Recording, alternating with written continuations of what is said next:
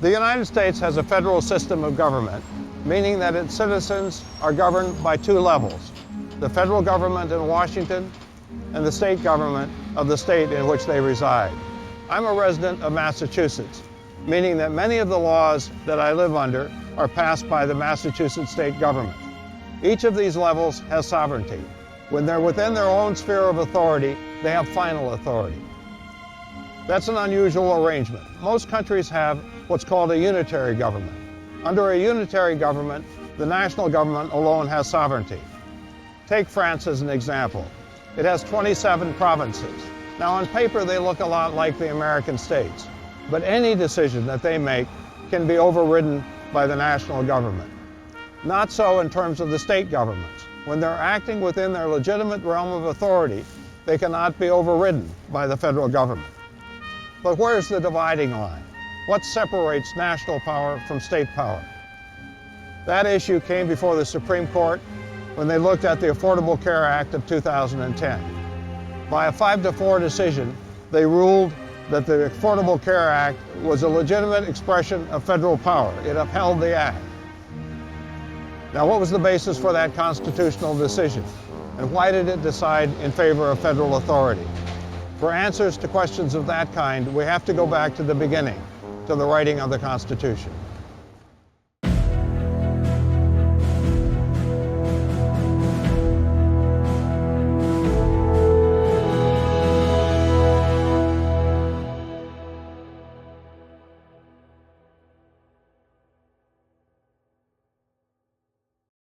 The Constitution of the United States was the nation's second constitution.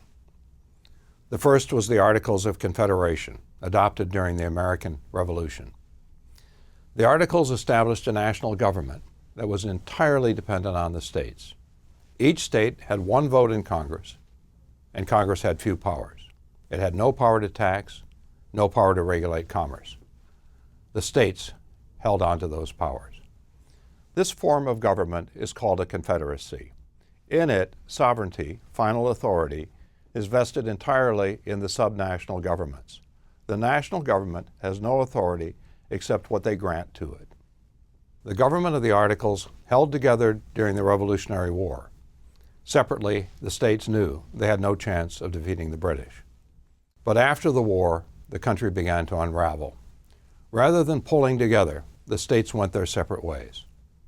Connecticut tried to destroy Massachusetts' manufacturing sector by taxing its goods at a higher rate than the same goods coming from the nation's former enemy, England. North Carolina had no port deep enough to ship its goods, so it had to use those in Virginia and South Carolina.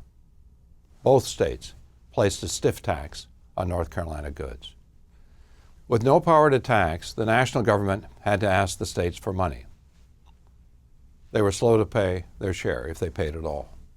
When a debtors' revolt, Shays' Rebellion, broke out in western Massachusetts, the state's governor called upon the national government to send the army.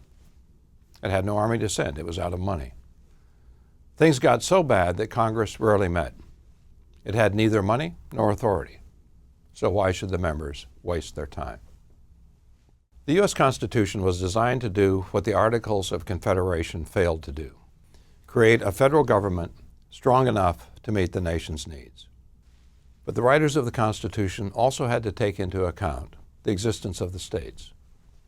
Speaking for nearly all the delegates to the Constitutional Convention, Virginia's George Mason said that he would never agree to a union that failed to keep the states. And even if the delegates had thought differently, the Constitution had to be ratified by the states, and they never would have agreed to vote themselves out of existence. That was the reality, and it led the framers to invent a system of government the world had never seen. It was a federal system, where sovereignty was divided between a national government and state governments. Each level would have final authority in its sphere of operation. Now, to make that work, each level would have to have the power to tax the people. Without that power, it would not be able to maintain its independence from the other government. Now, for many Americans at the time, the issue was not whether the states should be kept, that was a given, but whether it was wise to create an independent national government. One such American was Patrick Henry, whose ringing cry, "Give me liberty or give me death," helped launch the revolution. When he read what the writers of the Constitution had done, he erupted in anger.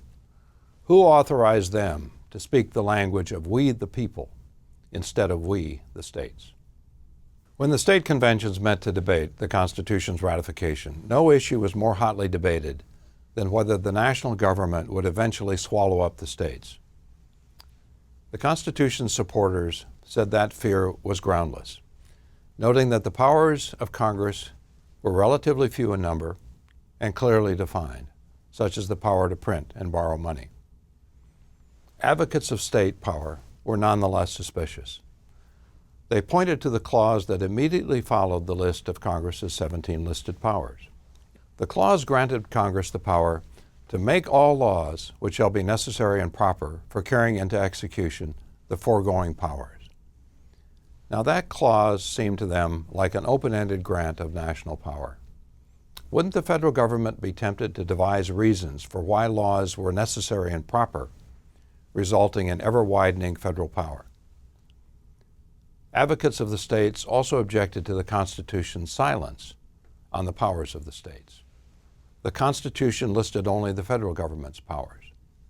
This concern led to ratification of the 10th Amendment, which says, "The powers not delegated to the United States by the Constitution are reserved to the states." The states' powers are thus commonly referred to as reserved powers. At the time of its adoption, the 10th Amendment was thought to offer strong protection to the states. In fact, it turned out to be something less than that.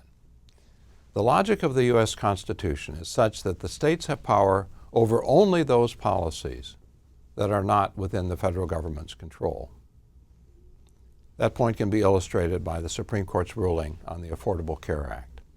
The case was decided on the question of whether Congress had the power to pass the legislation. It was not decided on the question of whether the 10th Amendment reserved health care policy to the states. That's true in nearly every instance. The central question is the boundary of national power. Shrink that boundary, and state power expands. Expand the boundary of federal power, and state power shrinks. Over the course of U.S. history, federal power has expanded more often than it has shrunk. The result has been a long-term shift of power toward the government in Washington. In this session, we'll focus on the three constitutional clauses that have been at the center of this shift. One is the Necessary and Proper Clause. The second is the Commerce Clause, which grants to Congress the power to regulate commerce among the states. And the Taxing and Spending Clause, which grants Congress the authority to tax and spend. The importance of the first of these clauses, the Necessary and Proper Clause, was established early in the nation's history. In the very first year of George Washington's presidency, Congress authorized a national bank at the urging of Alexander Hamilton, the Secretary of Treasury. Hamilton was determined to strengthen the nation's financial sector. Thomas Jefferson, who was Washington's Secretary of State, had a different vision of the nation's development. Jefferson claimed the bank was unconstitutional, given that Congress had not been granted the power to create it. Nevertheless, the bank was not challenged in the courts. And a few years after the charter of the First National Bank expired, Congress created the second U.S. bank. By then, state banks were firmly established. They were unhappy at the prospect of having to compete for customers with the national bank. Several states, including Maryland, levied a stiff tax on the branch of the national bank operating within their boundaries. They hoped to make it so unprofitable that it would be forced to close down. The manager of Maryland's bank, James McCulloch, refused to pay the tax, and the dispute went to the Supreme Court. In McCulloch v. Maryland, the Supreme Court, headed by Chief Justice John Marshall, ruled strongly in favor of national authority. Marshall wrote that even though the Constitution did not expressly authorize Congress to create a national bank, it had been granted the powers to tax, regulate commerce, print and borrow money. Invoking the Necessary and Proper Clause, Marshall said that the bank was a reasonable extension of those powers. The court went further, striking down Maryland's tax on the national bank. Invoking the Constitution's Supremacy Clause, which says that federal law is the supreme law of the land, the court held that the federal government had the power to protect the bank from a state's effort to destroy it. The court's ruling in McCulloch v. Maryland established a vital precedent. It established the principle of implied powers, the notion that Congress, rather than being confined narrowly to its listed powers, has broad and substantial unlisted powers.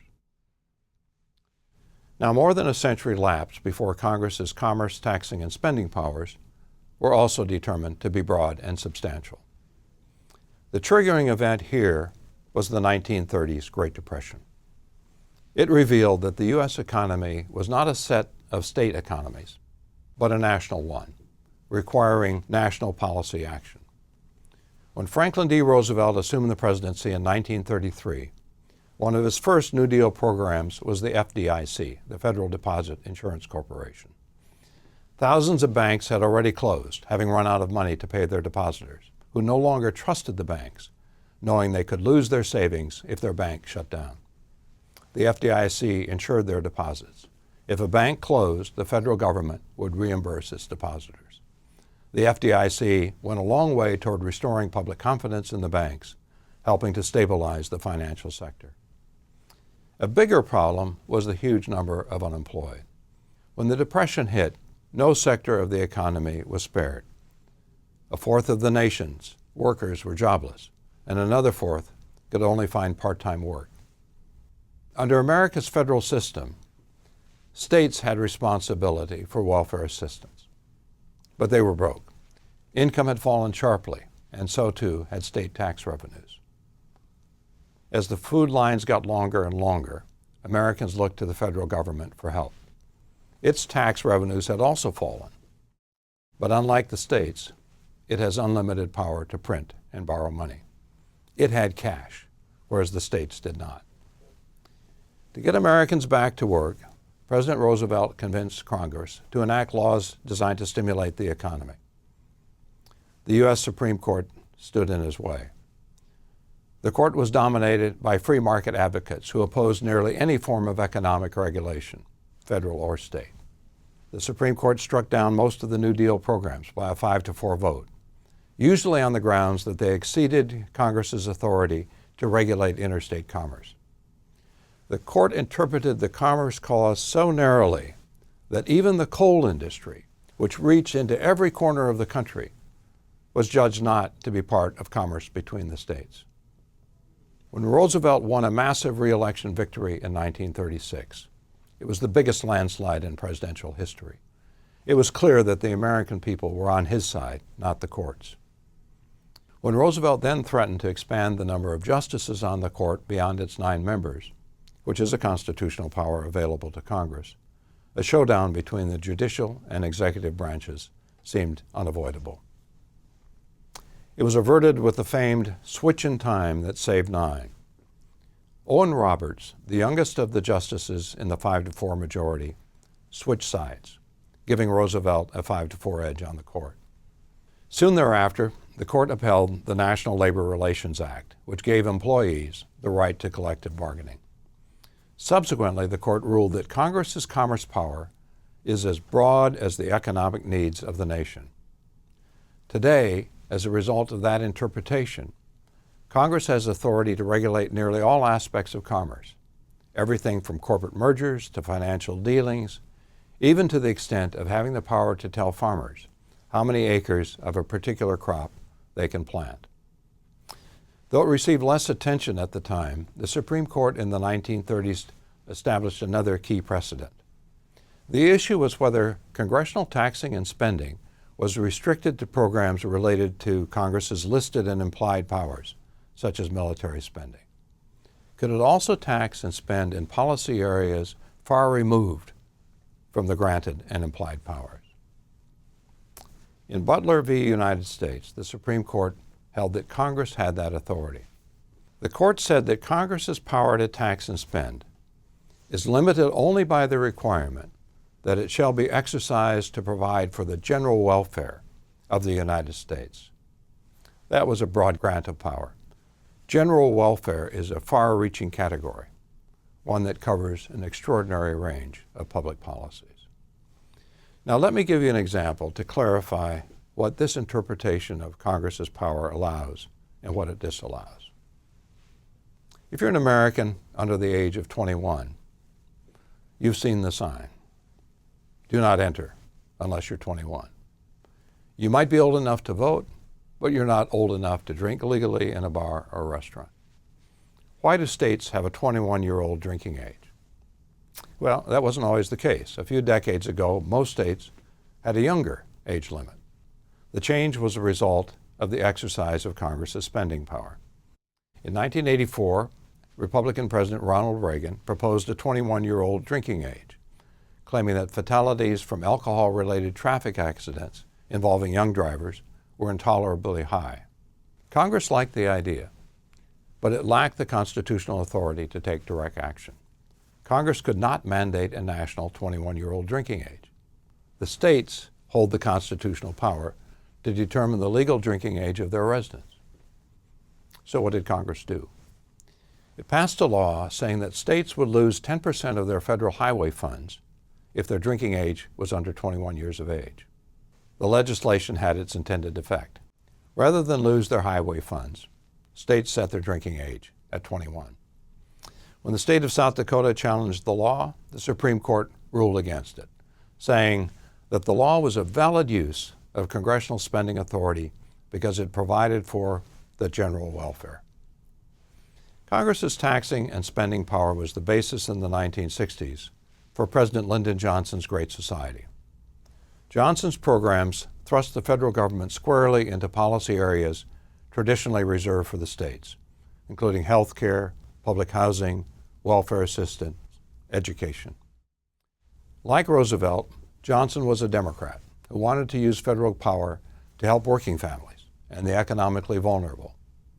And like Roosevelt, Johnson was president at a time when Democrats controlled Congress and when Americans were looking to the federal government for help.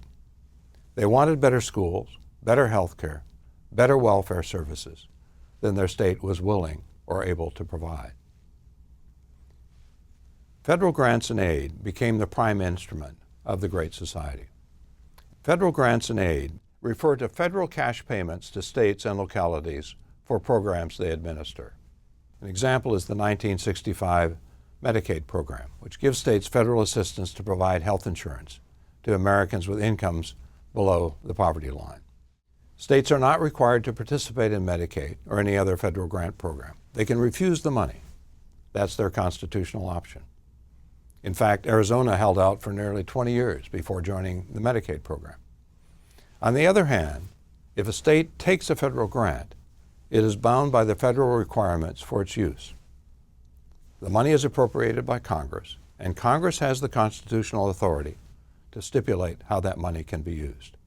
A Medicaid grant, for example, must be used for health care for low-income residents. The money cannot be diverted to another purpose. The Great Society initiatives led to a sharp rise in federal grants in the late 1960s and 1970s. The spending constituted a major shift in the relationship of the nation and the states, a change that came to be known as fiscal federalism. The term refers to the use of federal funds to extend the reach of the federal government into policy areas traditionally reserved for the states. A dramatic example is the funds that Congress appropriated in 2020 in response to the COVID-19 coronavirus pandemic. Public health is largely a state and local government responsibility, and state governors and local mayors led the response to COVID-19. But their efforts were supported by federal funding, including $25 billion to help state and local public health departments test for the disease. As the example suggests, federal grants do not constitute a federal takeover of state functions, but instead are intended to help states carry out their functions.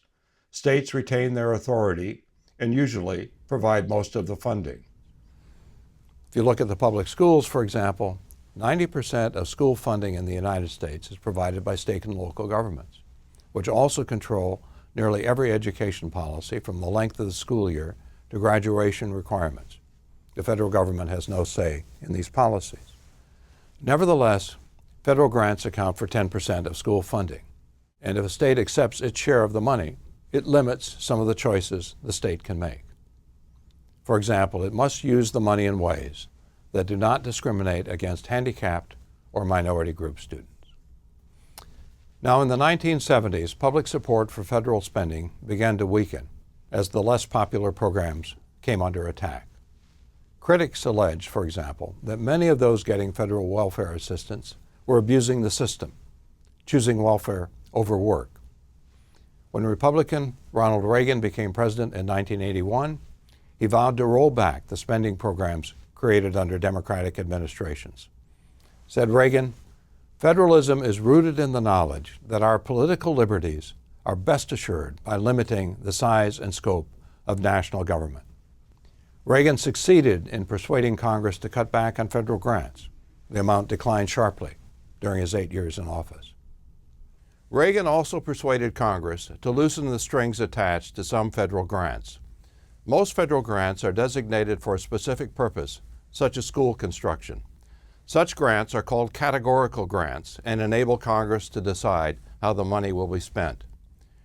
Reagan convinced Congress to consolidate a number of these categorical grants into what are called block grants, which are designated for a particular policy area but not for a specific purpose. A block grant for schools, for example, could be used for school construction, or it could be used for other school-related purposes, such as paying for textbooks, teachers' salaries, or lab equipment. Block grants give states and localities considerable control over how federal aid is spent. Another rollback in federal power came when Republicans took control of Congress after the 1994 midterm elections. Congressional Republicans' chief target was the Aid for Families with Dependent Children program, which had been established during the 1930s Great Depression to assist families whose breadwinner had deserted or died. The program provided cash assistance to eligible low-income families. There was no limit on how long a family could receive assistance, and the amount increased if an unwed mother had another child. In the view of most Republican lawmakers, the program enticed people to go on welfare and to stay there. Their alternative was the 1996 Welfare Reform Act. It limited welfare assistance for most families to 5 years. In addition, able-bodied adults would have to seek a job or job training to remain eligible for assistance. The Welfare Reform Act, along with the economic boom of the late 1990s, dramatically shrank the number of families on welfare. The welfare rolls were cut in half within a few years. Republican efforts to roll back federal power largely ended with passage of the Welfare Reform Act. In fact, after the terrorist attacks of September 11, 2001, Republican President George W. Bush oversaw an increase in federal power, including the creation of a federal agency, the TSA, which rather than local police is in charge of security at local airports. Bush also initiated the No Child Left Behind Act, which requires public schools to test their students annually as a condition of receiving federal aid. Bush wanted to hold schools accountable for student performance and use federal spending as the means of doing so. These examples, by the way, are the rule rather than the exception. Both parties have supported or fought the use of federal power as it has suited their policy goals. The fine points of the Constitution have been less important to the parties than what they're trying to achieve through their policies.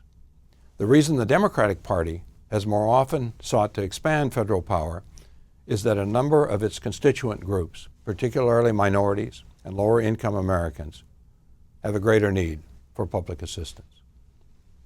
Now let's take another look at the 2010 health care bill as a way of clarifying contemporary federalism. When President Obama made a push for universal health insurance coverage, he was not the first Democratic president to do so. President Harry Truman tried to do it in the late 1940s. That was the period when nearly every European democracy instituted its system of government-provided health care. President Clinton tried it again in the early 1990s. In both of these cases, opposition from Republicans, business firms, and health and insurance companies killed the legislation, which aimed to help the uninsured, most of whom did not have sufficient income on their own to buy insurance. These same interests tried to kill the 2010 bill, but Democrats had enough House and Senate votes to pass it. No Republican, not one in either chamber, supported the bill. The 2010 legislation requires large-sized business firms to provide employee health insurance or pay a penalty. It expands Medicaid by increasing the number of lower-income people eligible to enroll, and it provides Americans of modest income with a federal subsidy to help them buy insurance. In addition, the 2010 legislation prohibits some insurance practices. Insurance companies are no longer permitted to terminate insurance when a person becomes ill, to place an upper limit on the amount of medical care an insured patient can receive, and they can no longer refuse to grant insurance to those with pre-existing medical conditions. Before the bill was passed, the states determined whether insurance companies could engage in these practices. Some states, for example, allowed insurance companies to search a patient's entire medical history to see if it provided a reason for refusing to pay a patient's medical bills. At a congressional hearing, for instance, it was revealed that a nurse had lost her coverage after developing breast cancer because she failed to disclose on her insurance application that she had once been treated for acne, which can be an indicator that the person is at somewhat higher risk of cancer. Public opinion polls of Americans indicated broad support for stopping such insurance practices. On the other hand, polls showed that a majority of Americans opposed the Health Care Act's requirement that individuals have insurance or pay a penalty. This individual mandate is the key to making the program work. If only sick people enroll, insurance premiums will skyrocket. By requiring everyone to enroll, the insurance pool also includes healthy individuals, which holds down insurance costs. It was the individual mandate that became the targets of Republicans after they failed to defeat the health care bill in Congress. 26 states, all of them controlled by Republicans, filed suit, claiming that the individual mandate was an unconstitutional exercise of Congress's power. As I mentioned earlier in the session, the Supreme Court upheld the individual mandate by a narrow 5-4 majority. And it did so in a way that surprised most observers. Which constitutional clause do you think the Supreme Court cited in upholding the individual mandate? Was it the necessary and proper clause, with the court concluding that Congress's expressed power to promote science implies a power to regulate health care? The Commerce Clause, with the court concluding that health care is part of interstate commerce and can be regulated as Congress sees fit? Or the Taxing Clause, with the court concluding that the penalty for those without insurance is a tax, which is within Congress's power to levy?